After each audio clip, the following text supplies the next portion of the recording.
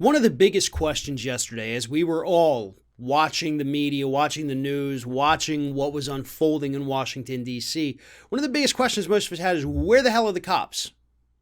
Right? Washington, D.C. has more police officers per capita than any other police force or any other city, in the country. So where the hell were they? Well, the answer is certainly not surprising. Still shocking nonetheless. They were taking selfies.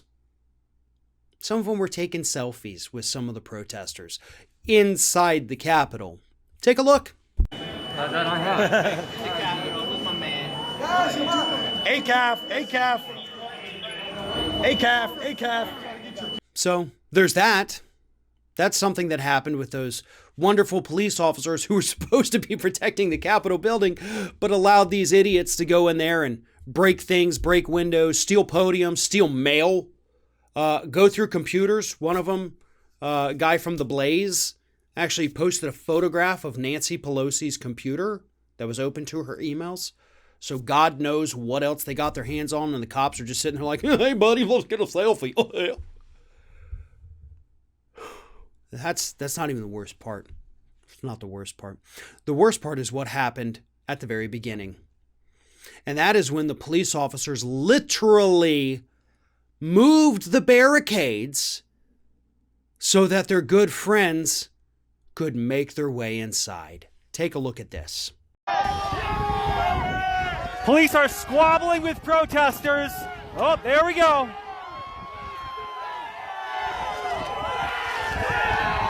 And they just breached the Capitol again. The cops were complicit. I mean, at this point, you could almost say that the cops were accomplices to all of this. Had these been, and I know this has been said to death at this point, but by God, it bears repeating. We have seen photographs of what was going on the steps of the Capitol during the Black Lives Matter protests.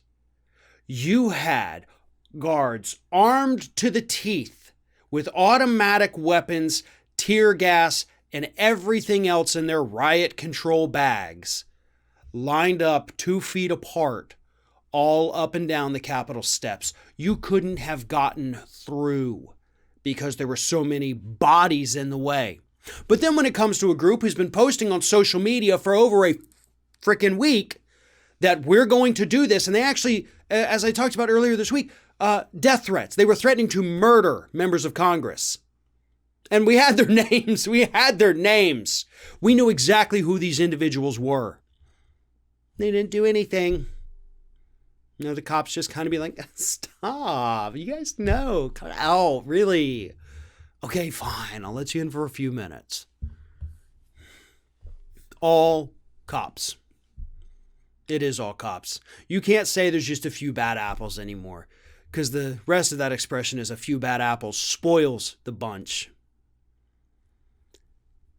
If you are a police officer and you do not speak out about this, if you are a police officer and you do not call for massive reforms following the actions that we saw these police officers take in Washington, D.C., literally, from what we see in that footage, aiding or outright being happy about sedition, if you do not speak out about that, then you're part of the problem too.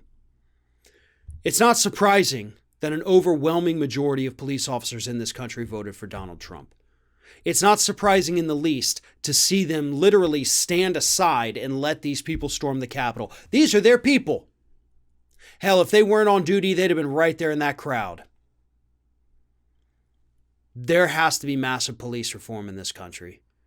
And I'm not just talking about changing the funding, changing how they respond to things. I am talking about changing the actual culture of policing here in the United States, because they're not getting our best and brightest. They're getting our scum. And that is what those police officers in Washington, D.C. showed themselves to be on Wednesday. Pure scum.